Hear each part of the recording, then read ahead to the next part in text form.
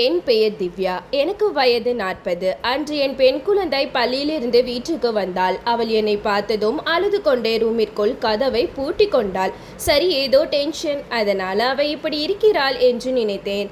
ஆனால் அவளிடம் நான் உனக்கு என்ன ஆச்சு அப்படின்னு விசாரித்தேன். அவள் எனக்கு அடிவயிறு ரொம்ப வலிக்குதுமா, கால்கள் நடுங்குகிறது என்று என்னை பிடித்து கொண்டு அழுதாள். பிறகு அவளை கவனித்து பார்த்தபோது அவள் முகம், கை கால்களில் காயங்கள் இருந்தது. உடனே அவளை மருத்துவமனைக்கு அழைத்து சென்றேன்.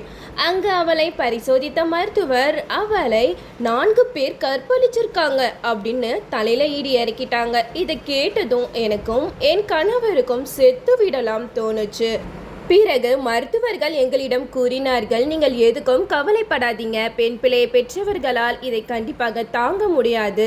நீங்க அந்த பொண்ணுகிட்ட எதுவும் கேட்டுக்காதீங்க, உங்க பொண்ணை பத்திரமா பார்த்துக்கோங்க அப்படின்னு சொல்லிட்டு வீட்டுக்கு அனுப்பிச்சு வச்சிட்டாங்க.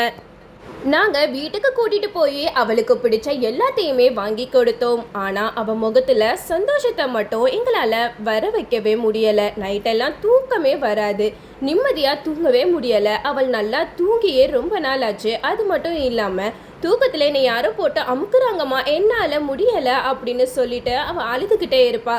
தன்னோட பொண்ணு இப்படி கஷ்டப்படுறத பார்த்து எந்த அம்மாவுக்கு தான் நிம்மதி இருக்கும் சொல்லுங்க? நான் அந்த அளவுக்கு என் பொண்ணை பார்த்து ரொம்பவே கஷ்டப்பட்டேன். அது மட்டும் இல்லாமல் என் பொண்ணோட நிலைமையை நினச்சி அவரோட அப்பா ரொம்பவே உடஞ்சி போயிட்டாரு. பொண்ணு எப்படா பழைய நிலைமைக்கு வருவா அப்படின்னு சொல்லிட்டு ரொம்பவே நாங்கள் காத்துக்கிட்டு இருந்தோம். காலங்கள் மாறிச்சு. அவளும் காலேஜ் போனா. காலேஜ் போனதுக்கு அப்புறம் அவள் ஹாஸ்டலில் தான் தங்கி படித்து வந்தாள். ஆனால் வெறும் 3 நாட்களிலே ஹாஸ்டலில் இருந்து எங்களுக்கு ஒரு தொலைபேசி அழைப்பு வந்தது. உங்க பொண்ணு 3 நாளா எதுவும் சாப்பிடாமல் இருந்ததால் மயங்கி விழுந்துட்டாள் என்று சொன்னார்கள். அந்த ஒரு செய்தியை கேட்டவுடன் எங்கள் மனமே பதறி போய்விட்டது. பிறகு நாங்கள் எங்கள் பெண்ணை பார்க்க மருத்துவமனைக்கு சென்றோம். அங்கே போய் அவளை பார்த்தபோதுதான் எங்களுக்கு உண்மை புரிந்தது. இன்னும் அவள் அந்த சம்பவத்தை மறக்காமல் அதை நினைத்து நினைத்து தினமும் மனதுக்குள் வேதனைப்பட்டு கொண்டிருக்கிறாள் என்று தெரிந்தது. அப்போதுதான் எங்கள் பொண்ணு கொஞ்சமாவது சந்தோஷமா இருக்க வேண்டும் என்ற ஒரே காரணத்திற்காக நாங்கள் அவளிடம் ஒரு விஷயத்தை சொன்னோம்.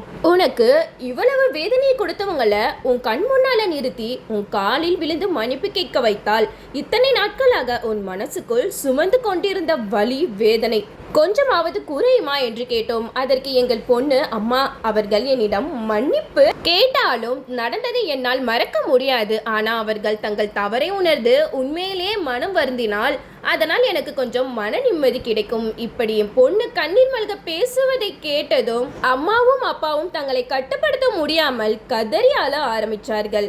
அப்போது அந்த பெண்ணின் அம்மா கண்ணீரை துடைத்து கொண்டே, உனக்கு எவ்வளவு பெருந்தன்மையான மனசுமா, உன்னோட வாழ்க்கைய சீரழிச்சவங்களை கூட நீ வெறுக்காமல் அவர்கள் தங்களுடைய தவறை உணர வேண்டும் என்று நீ நினைக்கிறாயே, இவ்வளவு நல்ல மனசு உனக்கு எப்படி வந்ததுமா என்று கேட்டார்கள். அதை கேட்ட அந்த பொண்ணு அமைதியா அமர்ந்திருந்தாள்.